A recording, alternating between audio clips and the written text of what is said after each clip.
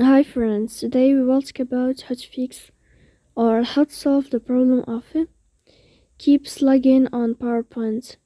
To know how to fix or how to solve the problem of keeps lagging on PowerPoint, you should just go to settings.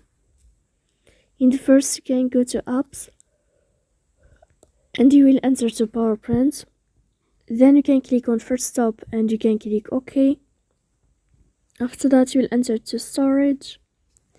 Here you can click clear cache. Don't click clear data because that can cause you errors or can delete your account.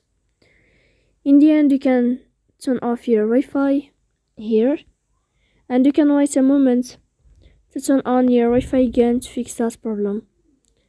So please don't forget to support us by like and subscribe. See you next time in another video, and thank you for your attention.